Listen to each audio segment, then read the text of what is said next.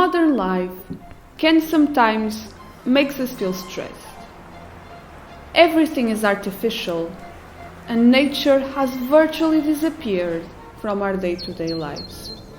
It makes us wish for the pristine forests and woods of the past, when human presence and mark in the environment was minimal, and man lived in harmony with the natural world.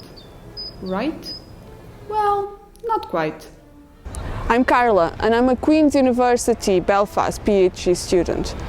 My research proposed objective is to reconstruct past vegetation and environmental change in two mountain areas in northern Portugal, and establish if any observed changes are due to human activity or climate change. I'm using pollen as a proxy to determine past vegetation cover and species frequencies. All plants produce pollen, and those pollen grains are unique to each plant family, almost like a plant fingerprint.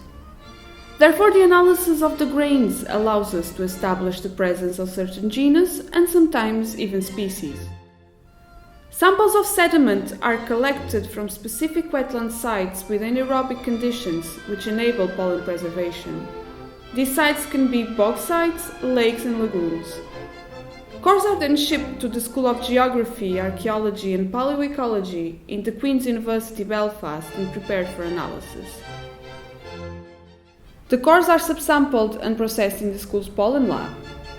The residues are then mounted onto microscope slides and analyzed. Besides pollen at this stage, non-pollen polymorphs and microcharcoal in the slides are also counted. Pollen sequence is analyzed, and levels where significant changes take place are C14 dated. I'm looking for specific indicators of human activity, like crops and grazing indicators. The pollen record is then compared to archaeological and paleoclimatic records to establish if any observed changes are due to human activity or to climate change. For example, a woodland area contraction combined with an expansion of grassland areas. Was that change due to increased grazing pressure or to climatic degradation? Throughout history, humans have shaped and changed their environment through agriculture, cattle breeding, construction and industrial activities. Forests have contracted and expanded in the past under human and climate pressures.